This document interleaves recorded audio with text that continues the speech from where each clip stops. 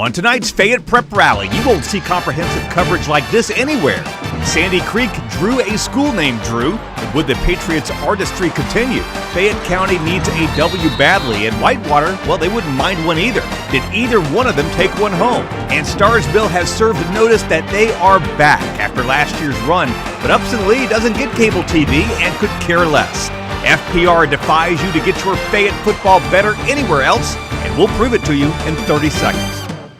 I'm failing. No big deal. What about college? Face it, I'm not getting into college. Fighting doesn't work. We can't let him keep failing. Maybe he'll outgrow it. It's not just a phase. You saw his report card. Ignoring it doesn't work. Ma, I said I'd do better. Saying it and doing it are two different things. Punishment doesn't work. What does work is a Huntington Learning Center. By improving basic skills, we build motivation and confidence, and kids look forward to learning. Call 1-800-CAN-LEARN today. Your child can learn.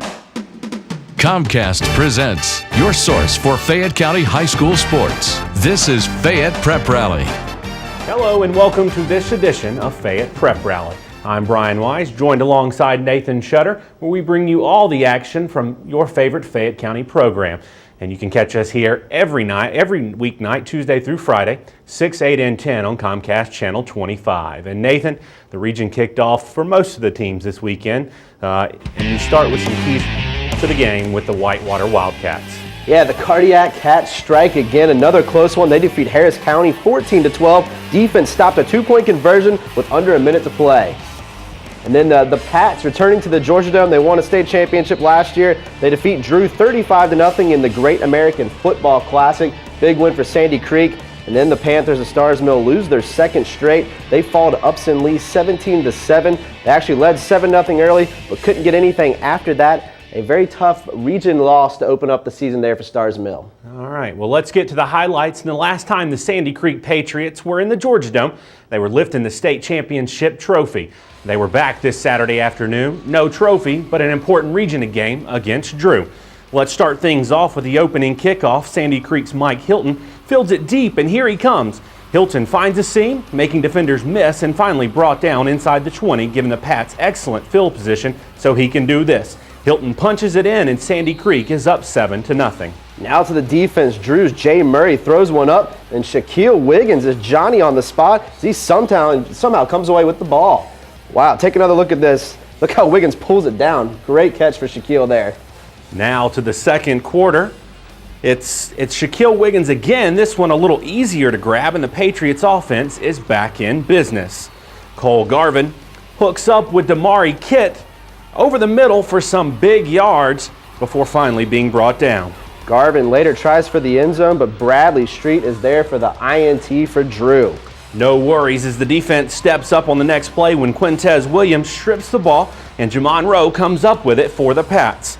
That sets up Mike Hilton as he dives over the pack to put Sandy Creek up 14-0. All right, let's go to the third quarter. More defense. The Patriots keep the pressure on and cause another fumble. This time, Spencer Roberts is there for the recovery. And later on, C.J. Washington takes it into the end zone, but Sandy Creek is called for illegal motion. They'd give it to Washington again, who fights his way through defenders and over the goal line, but wait, one more time, illegal motion. Well, the third time's got to be the charm as Cole Garvin finds Damari Kitt, who gets in for the score, 21-0 Patriots. Coach Walker thinks it's about time. Fourth quarter now, and it's more Garvin. This time to Jaquay Williams, who stretches out and makes the grab deep into Titan territory.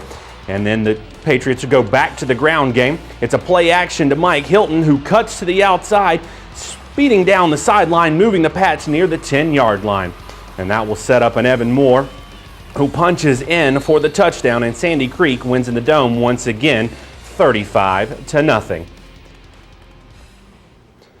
We are only a couple games into the season, Nathan, but an impressive win for Sandy Creek. Yeah, I think Sandy Creek's at the level right now where they don't rebuild, they reload, and they've done it again this year. An impressive start to the season. I think that they're going to cruise here in the regular season. They have their two toughest region games coming up with Henry County and Eastside, but these guys are good. Cole Garvin, stepping in as a sophomore, has played unbelievably, already breaking records as a Sandy Creek quarterback. You got Jaquay Williams, Damari Kitt, the 1-2 punch at wide receiver, Mike Hilton at running back, and then Shaquille Wiggins, the defensive back. 3 interceptions in this game, 2 in the Whitewater game. The guy's been unbelievable on defense. His team has been unbelievable on defense so far this season. Yeah, he was definitely quite impressive. All right, let's get back to the highlights. And the Whitewater Wildcats are not winning by large margins like Sandy Creek, but they are finding ways to win, and that is the most important thing. Whitewater on the road at Harris County in the region opener. We picked this one up in the second quarter. Wildcats threatening. The give to Blake Barnes up the middle. He bounces outside and fights his way into the end zone. Whitewater leads 7-0. Later on in the quarter, the Tigers of Harris County are driving inside the red zone, but the Wildcat defense makes a stand, stopping the Tigers in their tracks, and the first half would end with the Wildcats leading 7-0. Wildcats' first possession of the second half. John Mark Rhodes in the shotgun.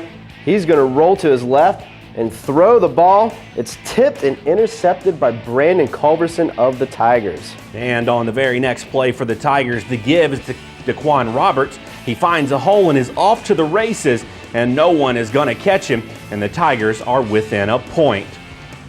Harris County trying for two. Justin Wright pass out into flat, caught by Roberts, but the defense shuts him out, and the Wildcats lead 7-6. Whitewater now driving fourth quarter. Rhodes back to pass, throws downfield, and the ball is tipped and incomplete, but a pass interference call sets up the Wildcats. First and goal now for the Wildcats, and the toss to Trey Wofford. He's going to push his way into the end zone, and Whitewater leads 14-6. Down by 2 after a touchdown, the Tigers attempt to tie the game, and the Wildcats defense shuts them out, and Whitewater hangs on to win 14-12.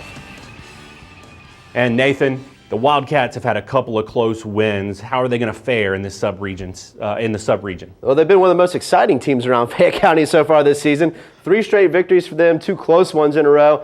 This is a big win to start off the region campaign against Harris County. Harris County, a pretty good team, has some D1 highly touted players, and to get that win like they did, great things for Whitewater. They should have a lot of confidence heading down the region schedule. Still a lot to play, though. Still a lot of good teams. Look out for Northgate. You know, it's going to be tough, but definitely like where they're heading so far. Yeah, when you win close ones, it always helps. All right, we move to the Fayette County Tigers. They've had 2 weeks to prepare for Northgate, thanks to the bye week, but that had little effect on the visiting Vikings this past Friday. Tigers looking for their first win. Northgate trying to start 4-0 for the first time since 2000. At first quarter, the Tiger defense stops Northgate from converting on third down, and the Vikings will attempt a 28-yard field goal that is no good, still scoreless. Later on, Northgate finally gets their offense moving with a huge run deep into Fayette County territory, finally forced out of bounds by Braylon Cook. The Knights would eventually get into the end zone, and the Tigers find themselves trailing 7-0. Later on in the second quarter, it's Northgate again, keeping it on the ground for the score, making it 14-0 Knights. Fayette County looks to get things going late in the half with a long run by quarterback Jason Williams, but he is finally be brought down around midfield. It's Williams again, this time looking to pass, but will have to keep it himself, and he'll be sacked to end the half. And let's go to the third quarter where the Tigers finally get moving with Travis Edwards finding some running room for a few yards. Then it's Edwards again taking the pitch, cuts upfield, shows a little razzle-dazzle, and Tigers are finally in Viking territory. Edwards will get a breather, and Caleb Alabama Brown muscles his way down to the 2-yard line. Then it's Travis Edwards getting it again, this time for the touchdown. But that would be all for the Tigers as they fall to Northgate 21-7. And Nathan, the Tigers are still winless this season, and it doesn't get any easier as they head to Harris County this week. No, they're going to have to go play Harris County, who's probably going to be pretty angry after that close loss to Whitewater. Fayette County has been in all 3 of their games. It's close games, had chances to win it, weren't able to pull it out. It's tough. They have a new head coach. They worked all offseason thinking that Tego Smith was going to be their quarterback. He hasn't been able to play due to injury, and that just changes everything. I think Fayette County, they're going to get better as the season goes along, but things are going to be tough here right now. Entering region play, they need to get a little confidence, get a little momentum, and I think that'll do well for them. Yeah, that can always help. Back to the highlights, and Starr's Mill picked up their first loss of the season in an offensive shootout with Alcovy last week. Panthers trying to get back on the winning track this week at Upson-Lee. First quarter, Upson-Lee tries to run the option, but will cough up the football, and Alex Riddle is there to claim it for the Panthers. It's Starr's Mill's turn as Dylan Otera on the keeper picks up some yards. The Panthers keep it going on the ground, handing it off to Zach Hughes, who plunges up the middle, keeping the drive alive. Now it's air time for Otera. Throws one deep to the corner of the end zone where Jason Lindler is there keeping his feet in bounds, and after Austin Ingram's PAT, just like that, it's 7-0 Starr's Mill. Second quarter now, and the Panthers are forced to punt. Big play coming up right here. Upson-Lee's Jakaris Carthen fields it deep, and he will open up a 55-yard run for the touchdown, tying the game 7-all. Coach Chad Phillips not too happy about that one. Starr's Mill tries to answer back with a first down strike from Otero to Alex Riddle. And the Panthers go to the ground game again, but the pitch is just out of reach for Alex Riddle. But somehow the Panthers will come away with the football. Switching back to the passing game, Dylan Otero's throw is broken up, and the Knights will take over. That's when Upson-Lee offense cranks it up a notch and proves to be too much for the Panthers, as Starr's Mill starts a 2-game losing streak, coming up short in this one, 17-7, Upson-Lee with the win.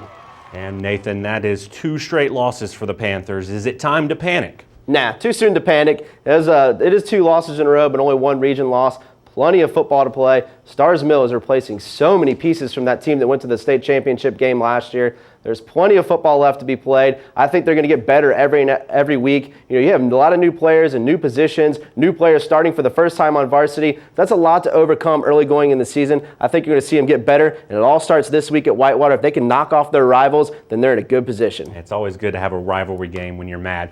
All right, that'll do it for this week. Catch us back here on Comcast Channel 25 next week for game highlights and features, and be sure to like Fayette Prep Rally on Facebook. And you can follow us on Twitter to see what's happening on the show. For Nathan Shutter, I'm Brian Wise. We'll see you under the lights. Grab some wood there, bub.